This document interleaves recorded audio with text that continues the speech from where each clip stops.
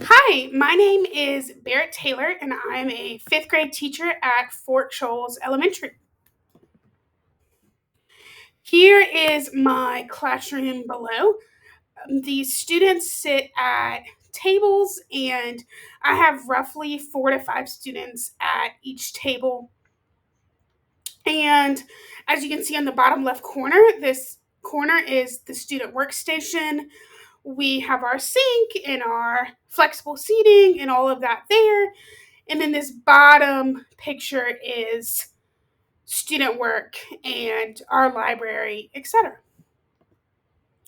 So I would say some of the most impactful items in our classroom to help create a cohesive and warm environment are, in fact, the things that my students and I created together.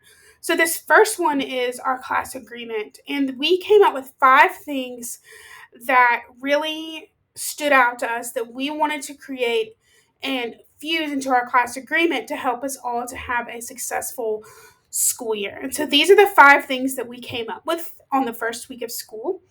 I signed it in as well as all my students, and these are the things that we go back to pretty much every single day and say, okay, how are we going to best meet these expectations put on ourselves and we expect from others? We do this in the middle of a lesson, in the morning, in the afternoon, maybe even 5 minutes before we are about to pack up to go home. These are the expectations that I expect from my students and that my students expect from me. The first week of school, my students and I created a named poem slash short story each for each of us. We all created our own. First of all, we started off by reading the name jar, and we talked about how important our names are and where we got our names and how we felt about our names. This is a really different story than most people do on the first week of school, because in the first week of school you might learn about your peers' favorite color, their favorite food, or where they went this past summer. But doing an activity such as this was just so eye opening and exciting to so many of my students because they were able to take a deeper dive and learn more about their peers around them through this activity. Another thing is that's really important and I believe is really impactful that has created my classroom environment that I do have is every single day during the morning we have what is known as a SEL time or social emotional learning. And these were just 2 activities that really stood out to me. Was we read the book The Promise, and we talked about how can we make the world a better place. And we also talked about what is kindness. And by doing these activities, students are able to hear what their neighbors are thinking and also take a deeper look on how can we spread kindness around the world and how can we make the world a better place. I love that my classroom does this and my entire school does this. I really believe that it helps with the school culture. And another thing is one of the first couple weeks of school, we really talked about growth mindset and how we can reframe our thinking going from I can't do this or I give up or this is too hard and instead saying I don't know yet or looking at is this really my best work or I can learn from this. And retraining our brain and reusing this thinking has helped myself and many of my students overcome challenges. The indicator that I chose for my ION project part 2 was teacher knowledge of students. I really wanted to get to know my students in a academic, social, and emotional way.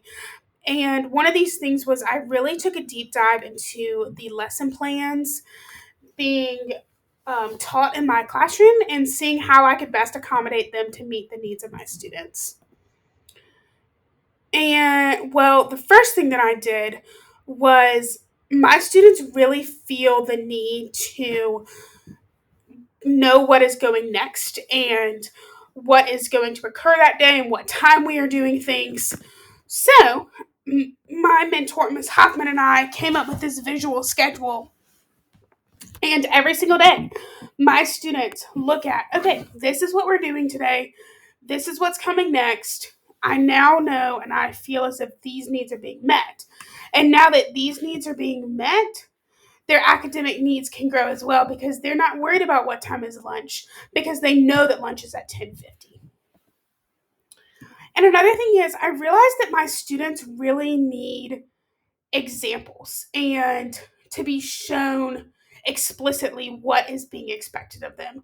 And one way that I did this is every single project that I've made recently and every single activity that we have done, I have done this project alongside them and showed them my expectations and gave them examples. For example, on this one, we talked about different text structures, and the students were given a text and asked, okay, what text structure is this? How do we know this? How can we best show that we know this? And so here's my example. It is on Alexander Graham Bell, and I know that mine is in chronological order. And I did every single thing that I was expecting of my students, so they knew when it came to the final project what to expect as well. And another example of this is we are writing informational writing pieces, and obviously I'm writing mine on Furman. And I did a physical timeline of what I wanted to write about with Furman to help my students fill in those spots of where and what they're going to do their informational writing piece on. And I have seen growth with this because I don't have students sitting there saying, I don't know where to start or I don't know what to do. Because now I have students saying, okay, let me refer back to Miss Taylor's and see how she did hers, and so that I could build on mine as well. So I have a sweet student who the only strategy that I have found that works for her is the fraction tiles when it comes to fractions. She really needs that hands-on manipulative experience. And she, every single day, we would get out the fraction tiles and we would manipulate the tiles to best serve her and to best help her learn the material being provided. I would not personally know this if I did not help and sit down with my student and try to figure out how can I best meet her needs. And so this took a lot of trial and error, but what we found was both most beneficial to her is using these fraction tiles. Another thing I've realized that my students really need is okay, I am done. What do I do next? They're really focused on, okay, what is coming next? And creating these little Google slides and saying, okay, you have finished this, great. Here's what I want you to do now. Here's what my expectations are of you now. Because my students have to know what the expectations are in order to most be successful. And then our final activity was we did an activity on Dia de los Muertos.